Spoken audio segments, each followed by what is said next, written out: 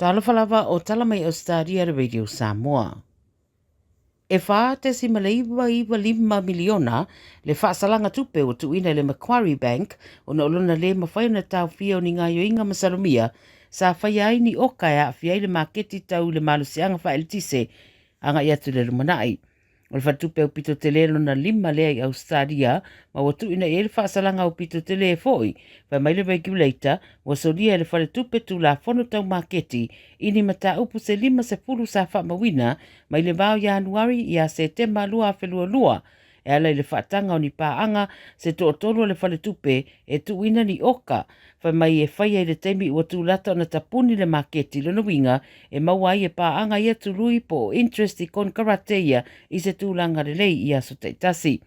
O ripte ai le ASEC, le ofisa Ausetalia whea ngai ma o nanga tau maketi, ma o nanga tau tupe ma tūlanga wha pisnisi, i le ripoti la varea le 9 News, e le tā wai e le whale tupe, wa mai o na tutongi le whaasalanga tupe lea, e pe o na tuina atu e le MDP,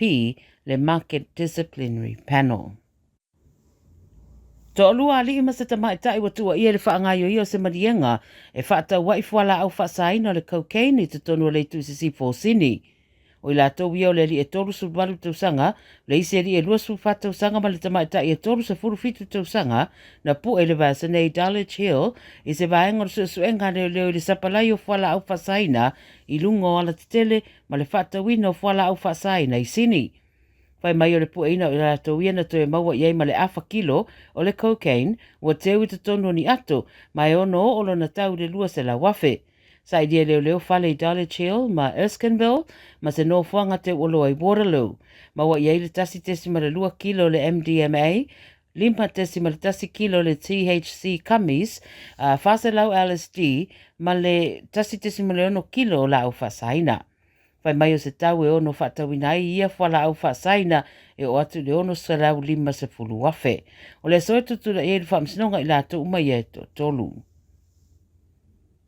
Mo e se lapta inga e tangata whaatau a Ausetalia, ia awane i toi whaatau i se tasi o company i tele na ua whaia e se suenga a le porkalame le current affair, ma i loa aile whaitau se lau o tangata whaatau ua whaia i a lātou whaasea, ma mauma wai a lātou tupe. O le ala taipa wa whaamtala ia i lātou ia, o le au whaatau, wa tatau na tapunia le TNR Sports, le e whaingoa fo o le Sports Leisure and Bike Scooter Hub.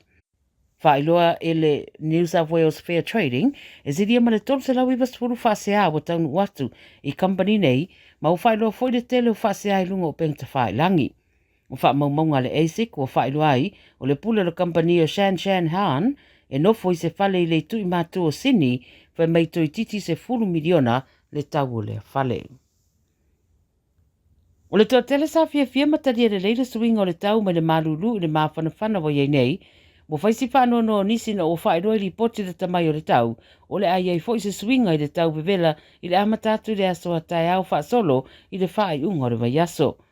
O le aso e ono o atu i le tolu sepulu tike wi le bevela i le tele o vaenga o sini, pei tai wa whaeloa fo i e ono o ane i le awa uli o a tai au, mo iei se suinga o nolo o fautua ina mai timunga mamafa e amatatu le aso a tai au. Wa mai le ai tau iei se vaenga o winga o le tau o lo anga iane le tu i sauti se sae o le stete ni sa walese e au fia i le South Coast i le Wara Masini. Wa mai le ai timunga e ono o atu le 20 mm le mamafa ma o lapta ia i fo i anofo sauni ni vaenga e ono lolo vaia, ma tā pena fo i teimi e whaale tonu i le tau, e meise o le whaapaka ese o ta vale mai no fuanga i ei la au.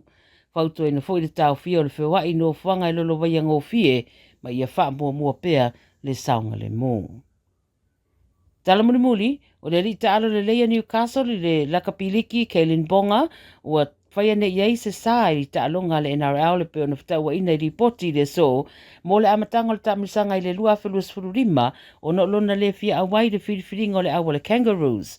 O riptia le 9 News o le whaamtalanga sa whailoa le kalapo le Knights i le pō na pō, i se pepa o whaamtalanga, o whailoa i sa whiriwhiri ponga i le whaamanoa i nane lona tangata, mo le tamisanga lea le Pacific Championships, o no lana whaamua na awe i lana kalapo. O le tūranga iai pe o na whailoa le ripoti o le teimi e saini ai se tamata alo i se kon karate le NRL o le isi ai inga o le tu ato o lona tangata ta alo ai mo le au a le atunu upe a whiriwhiria.